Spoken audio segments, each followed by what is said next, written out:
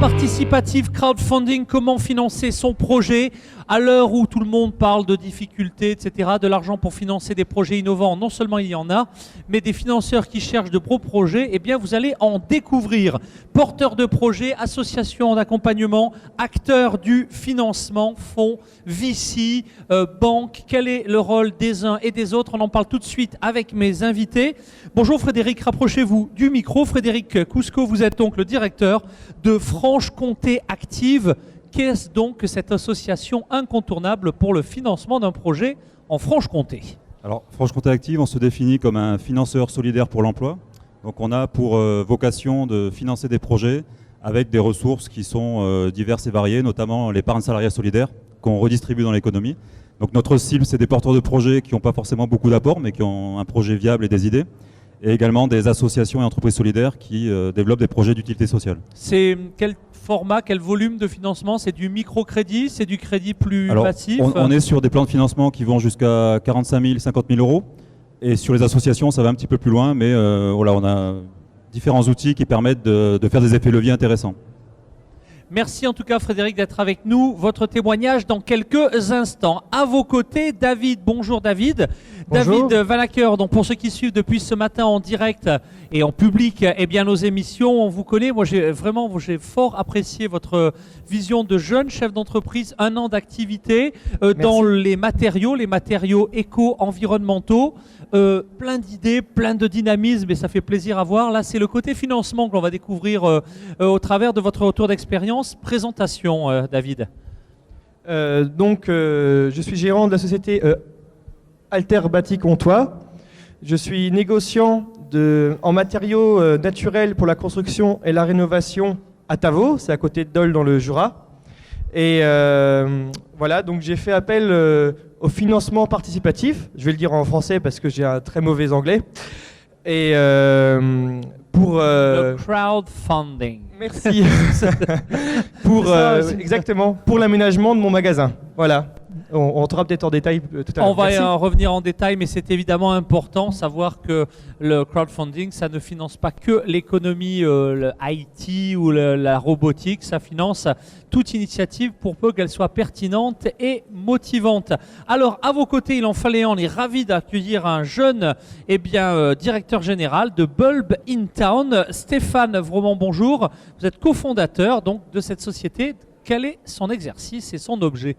Alors bonjour à tous, je suis le cofondateur de Bulb in Town. Donc on est une plateforme de financement participatif, comme celle qui a pu aider mon voisin dans son projet. Et la spécificité chez Bulb in Town, c'est de faire du financement participatif autour de l'idée de proximité. Donc on va soutenir des commerçants de proximité, des artisans, des TPE au sens large, et on va les aider à mobiliser une communauté de gens qui sont autour d'eux, d'habitants, de gens du voisinage, qui vont pouvoir du coup soutenir des projets concrets près de chez eux. Et l'idée, ça va être aussi d'utiliser ce moyen pour créer du lien et faire en sorte que tous ces gens se rencontrent autour du dynamisme et des projets d'un territoire. Et oui, le monde change, le commerce change, mais on va voir que le financement, lorsqu'il est participatif, il n'a pas que des vertus financières, il a aussi de belles vertus marketing. Quelle est aujourd'hui la palette des financements du plus classique au plus original dont peuvent profiter les commerçants, et notamment les commerçants qui disposent d'un concept un peu novateur?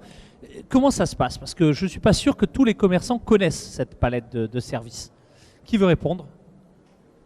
Très bien. Ah ouais, si personne ne me fait signe, je passe à la question suivante. Je veux bien commencer. Effectivement, les modalités de financement s'ouvrent de plus en plus. On travaille. Alors, faut bien comprendre que chaque solution va en amener une autre. Il faut avoir cet état d'esprit, c'est-à-dire qu'à un moment donné, ce qu'on recherche, c'est l'effet levier. On peut avoir des difficultés pour avoir des apports. C'est pas forcément rédhibitoire à condition de bien s'entourer. L'objectif, c'est quand même de continuer à travailler avec les banques dans la durée, c'est-à-dire d'avoir un partenaire bancaire, c'est aussi un signe de pérennité et c'est très important pour les créateurs. Par contre, il faut les amener dans des conditions de financement qui prennent en compte peut-être des limites qui ne sont pas rédhibitoires, mais qu'il faut partager. C'est-à-dire se dire... Ne pas mettre ses œufs dans le même panier, ce qu'on appelle trop souvent peut-être la love money au départ, celle de ses proches, de la sienne, l'argent d'un banquier, l'argent de partenaires financeurs. C'est un peu ça l'idée? Ça va plus loin, il y a la question financière, mais la question aussi de communauté d'intérêt autour d'un projet qui va faire que les gens vont s'intéresser au-delà de l'investissement financier. Et c'est ce qui fait aussi la réussite des projets. Et donc je trouve que l'ouverture de nouveaux financements est intéressante parce qu'elle ouvre des horizons. Et je crois que dans le contexte actuel, les créateurs ont besoin d'ouverture et ont besoin de multisolutions qui sont peut-être plus complexes au préalable, mais quand elles sont bien construites, ça permet d'aller plus loin. Voilà, merci. Pour répondre à votre question, je pourrais parler de mon expérience où j'ai fait appel à beaucoup de professionnels. Donc, c'est-à-dire, j'étais aiguillé avec une boutique avec le BGE, qui est la boutique de gestion d'entreprise, qui m'ont donc orienté vers plusieurs professionnels. Donc premièrement, pour le financement de mon entreprise, je suis passé par une banque qui a monté un dossier auprès de la BPI, qui m'a permis donc d'avoir déjà 2 axes de financement. Après, j'ai bénéficié du prêt d'honneur par l'initiative Dole Territoire, pour le stock par exemple, donc c'est un 3e axe de financement. Et j'ai également bénéficié donc, du financement participatif pour l'aménagement du magasin. Donc ça fait 4 axes de financement donc, qui ont été menés à bien. Et voilà. là où c'est intéressant, c'est que ça peut se mener vraiment par lot. Ça, c'est intéressant. On ne pense pas souvent, on a souvent un projet, on cherche du financement. Là, vous avez tronçonné non pas horizontalement, mais verticalement. C'est étonnant, comme c'est classique ou c'est plutôt original comme démarche ou ça assez... Pour ma part, non, c'est pas classique. C'est un projet qui est réfléchi bien avant. Donc grâce à un parcours pour entreprendre de 9 semaines, en partenariat avec la CCI, et la boutique de gestion d'entreprise qui m'a permis de faire une étude de marché concrète et globale et donc de réfléchir à ces différents axes de recherche de financement. Voilà. Très bien, très bien. Toujours pareil sur la panoplie, est-ce qu'on a tout dit, est-ce qu'on a oublié? Est-ce que vous pouvez nous aider peut-être également à nous donner un petit peu l'escalier du financement dont on parle parfois, l'argent personnel, enfin un petit peu comment on peut logiquement et progressivement financer un projet en fonction de son amorçage et de sa croissance, puisque ce sont les 2 mots clés, je crois.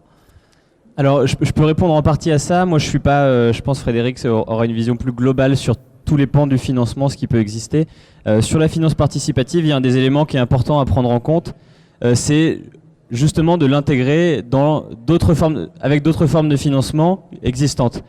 C'est-à-dire que quand on va faire une campagne de financement participatif, on va mobiliser une communauté autour de son projet, et c'est cette communauté donc va vous aider à vous financer, et c'est ça qui, en partie, ensuite va pouvoir faire levier auprès, par exemple, d'une banque ou d'un autre investisseur traditionnel ou prêteur, qui va voir que le fait d'avoir réussi une campagne de financement participatif, ça vient montrer que le projet a un vrai intérêt, que le porteur de projet est quelqu'un qui est motivé suffisamment pour avoir transmis cette passion, et enfin aussi qu'il y a un marché pour ce projet, et que le jour où la boutique par exemple va ouvrir, et ben, c'est autant de clients et de clients ambassadeurs qui vont venir et qui vont en parler autour d'eux également. Alors ça, c'est effectivement très intéressant, c'est-à-dire de voir que dans les nouveaux process collaboratifs, communautaires, eh bien, le financement n'est pas du tout une fin en soi, mais c'est plus le début d'une relation. Alors, on vient d'ouvrir un petit peu le focus sur le sujet. Je vais me retourner peut-être là encore vers David, puisque lui, il a utilisé plusieurs sources. Je ne vais peut-être pas vous demander, parmi vos financeurs, quels sont les plus intéressants, mais parmi les modes de financement, quels sont ceux qui vous paraissent les plus vertueux, en effet? Alors, les plus vertueux, d'un point de vue éthique, il y en a 2 très forts pour moi. Donc un engagement professionnel et de l'ordre de l'État, je pense, et des associations avec l'initiative Dole Territoire, donc le prêt d'honneur. C'est une gratification quand on passe devant un jury de professionnels, vraiment de professionnels, qu'on gagne leur confiance, qu'on porte son projet jusque-là. C'est très fort du point de vue local, voilà. Et le deuxième grand axe, bien sûr, c'est le crowdfunding. S'il est bien réfléchi, parce qu'il faut bien le réfléchir en amont, hein, c'est quelque chose qui se travaille beaucoup. Et quand on le met en place... C'est pas la loterie, le crowdfunding, c'est pas... Non, c'est un projet, je vais voir si je gagne, quoi. Et c'est pas du miracle non plus. Je pense que vous pourriez nous en dire plus tout à l'heure. Voilà. Moi, j'ai fait un petit projet, donc j'ai rassemblé 2000 €. C'est pas gagné d'avance, bien sûr. Faut vendre son projet, voilà. Et d'ordre éthique, ça permet aussi de créer une communauté, voilà. Créer une communauté pour la structure qui la met en place. Créer une communauté pour la structure et pouvoir effectivement réussir, je dirais, dans la durée, le déploiement de son projet.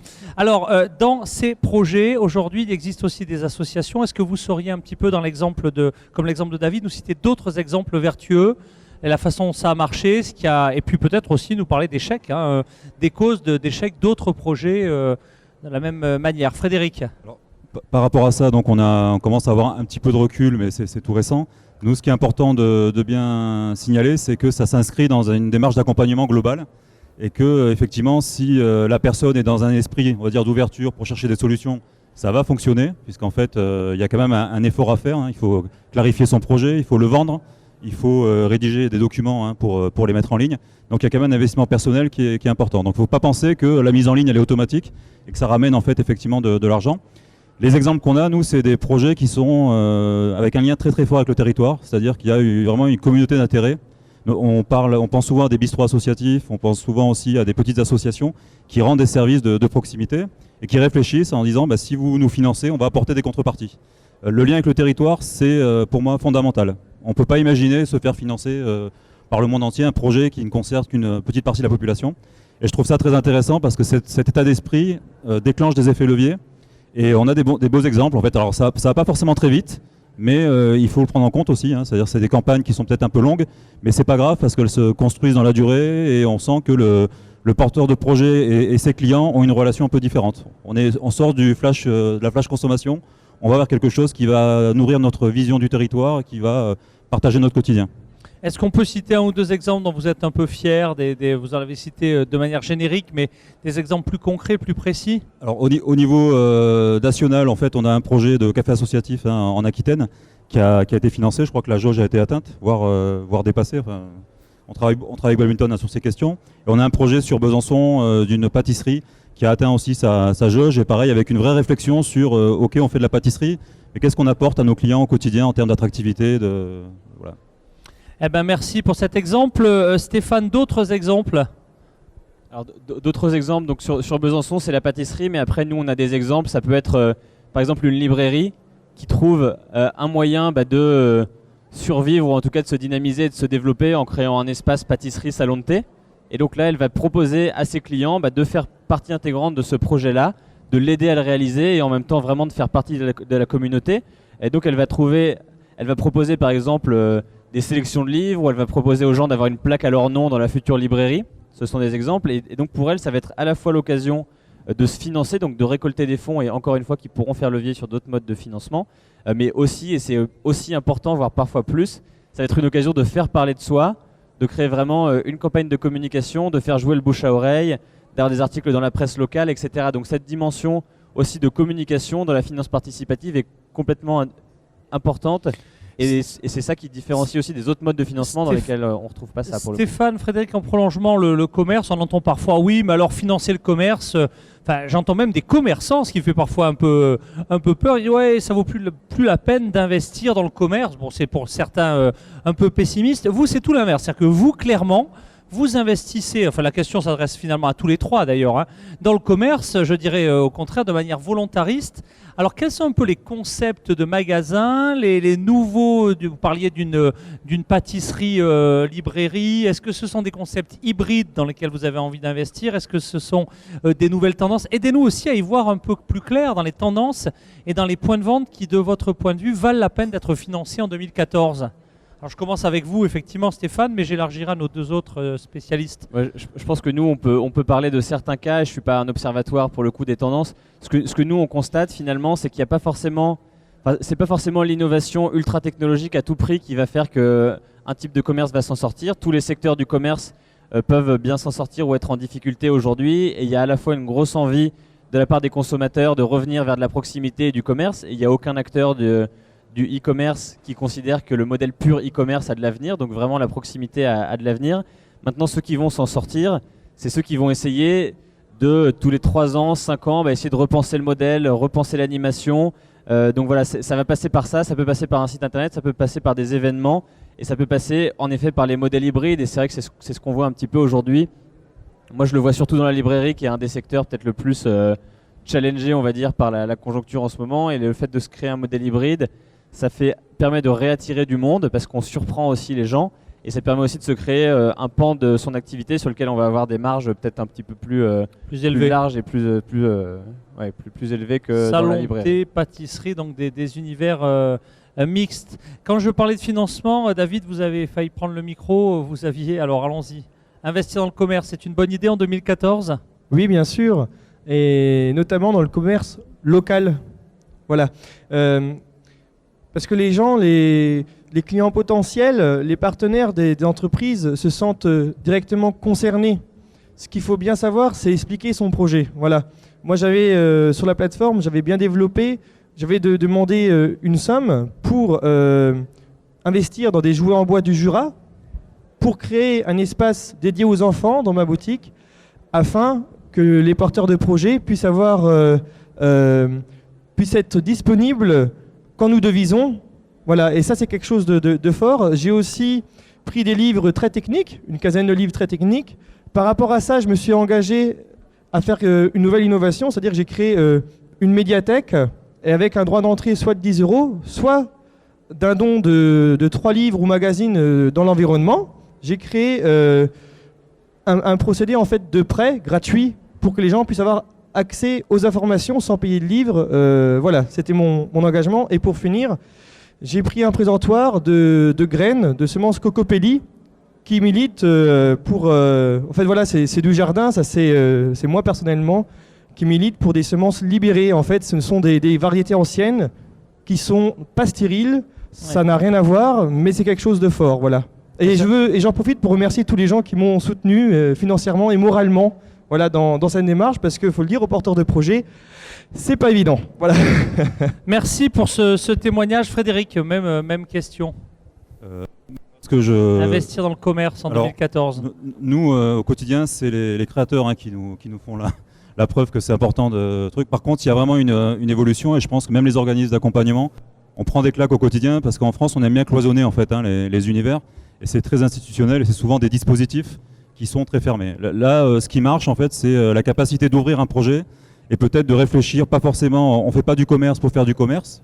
Être commerçant, c'est un métier, mais il y a différentes façons de le faire. Je pense que les créateurs nous montrent que le lien avec le territoire, plus il est réfléchi, plus il aboutit, avec une étude de marché qui sort des cadres qu'on connaît, avec des statistiques, etc. S'il sait ce qu'il va proposer à son environnement, je pense que ça peut fonctionner. S'il est clair sur les enjeux financiers, ça peut fonctionner aussi. C'est-à-dire on ne peut pas partir à moitié ou trop financer. Donc il faut quand même avoir un temps de réflexion, et il faut un temps de recul. Et nos sociétés ont du mal avec ça. On a tendance à dire tu rentres dans le couloir et tu en sortiras au bout. On n'a pas le droit de sortir au milieu, réflexionner, etc. Donc je pense que nous, le rôle des organismes comme nous, grâce aussi à la finance participative, c'est d'ouvrir ce débat et de dire aux porteurs de projets, ce qui nous intéresse, ce n'est pas le dispositif qu'on va vous mettre en place. On trouvera des solutions. C'est vous, votre rapport au territoire. C'est une belle pré-conclusion. Messieurs, il nous reste 1 minute 30 pour finir cette émission. 1 minute 30 pour synthétiser vos propos, donner le mot de la fin ou un dernier conseil. C'est parti pour le tour de table. Frédéric, puisque on a commencé avec vous, alors, votre conclusion. Moi, ma conclusion, c'est de dire, peu importe, on va dire, l'outil financier qu'on va mobiliser, ce qui est important, c'est la cohérence de votre projet. Je pense que c'est important de partir du principe que vous avez une activité, vous avez un territoire. Ce territoire, il va être exploré, alors pas tout au début, mais c'est vraiment un cheminement qu'il va falloir intégrer. Et je rejoins le commerce local, il y a énormément de potentiel. Par contre, culturellement, on n'est pas encore prêt à l'explorer. Je pense qu'il y a un vrai travail collectif à aller là-dessus, et je pense que c'est très encourageant. Et je pense qu'on peut aller très très loin dans cette réflexion. Un grand merci d'avoir participé à cette émission, et merci pour tous ces conseils pratiques. Votre conclusion, David? Voilà, donc merci. Donc ma conclusion, c'est que le projet, c'est vous. Il faut d'abord se vendre avant de vendre son projet, bien sûr. Et donc vous êtes le premier acteur. Et la première chose à avoir en tête, c'est avant de lancer son projet, je trouve c'est important de le dire, les 3 premiers jours du lancement, il faut avoir réuni 15% au moins du montant demandé. Donc pour retomber premièrement dans le réalisme du montant que l'on souhaite investir. Et donc quand je dis que ça travaille en amont d'engagement, Et bien sûr, rappeler que une très très large partie du financement qu'on aura, c'est bien sûr les amis, la famille. Alors, La love money, quoi, comme on faut dit. pas aller les racketter, bien sûr, voilà, mais les gens qu'on connaît, et bien sûr peut-être ses clients, ses partenaires, ça se passe autour de chez soi. Voilà, il faut être convaincu et convaincant. Merci. Eh bien, vous l'êtes. Merci très sincèrement d'avoir participé à cette émission. Votre conclusion, Stéphane?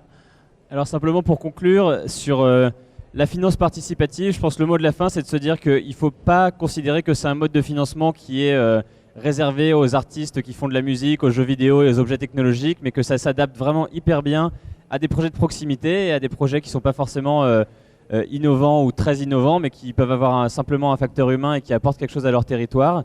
Je rejoins David, c'est vraiment important de se dire réussir une campagne de financement participatif, ça demande un vrai engagement, ça demande vraiment du temps de se mobiliser et que le porteur de projet se mobilise, même si nous on va être en support ensuite, mais que quand on le fait bien, il y a vraiment beaucoup de choses à en tirer, à la fois du côté financier, à la fois de faire parler de soi, d'obtenir des articles dans la presse, et surtout, c'est vraiment une occasion de créer un lien de communauté avec les gens qui peuvent être généralement plutôt ses clients, et donc passer de ce lien marchand qu'on propose habituellement à ce lien de communauté, faire vraiment en sorte que les gens qui vous soutiennent fassent partie intégrante aussi du projet.